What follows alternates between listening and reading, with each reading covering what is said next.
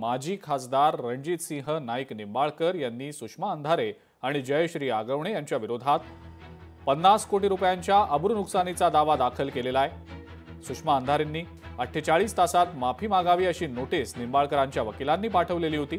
त्यावर सुषमा अंधारे यांनी आज पत्रकार परिषद घेत प्रतिक्रिया दिलेली आहे। मी 50 कोटींच्या नोटिशीच्या धमकीला घाबरत नाही, मी माफी मागणार नाही, न्यायालयीन लढाई लढेल असा निर्धार सुषमा अंधारे यांनी व्यक्त केलेला आहे।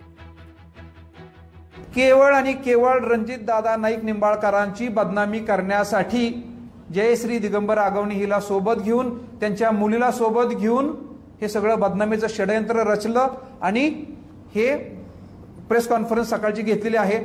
आम्ही त्यांना दोघींनाही सुषमा अंधारे आणि जयश्री दिगंबर आगवणे यांना बदनामीचं नोटीस पाठवलेली आहे, ज्याच्यामध्ये आम्ही 50 कोटी रुपये नुकसान भरपाईची मागणी केलेली आहे।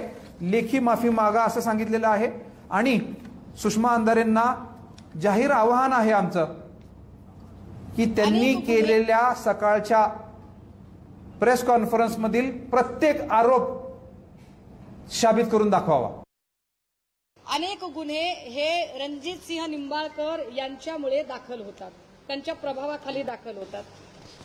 आता त्यांच्या प्रभावाखाली दाखल होतात म्हटल्यावर त्यांनी लगेचच मानहानी वगैरे सुरू केलं। काल मी हा फोटो दाखवला होता आणि या मुलीला मी हजरही केलं होतं।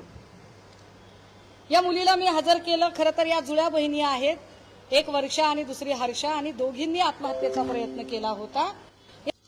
की रणजितसिंह नाईक निंबाळकर यांच्या सांगण्यावरून वेगवेगळ्या खोट्या फौजदारी केसेस दाखल करून त्यांना त्रास देऊन भीतीचे वातावरण तयार केल्यामुळे 6/11/2022 रोजी नैराश्यामुळे व मानसिक ताणतणावामुळे आत्महत्येला सामोरे।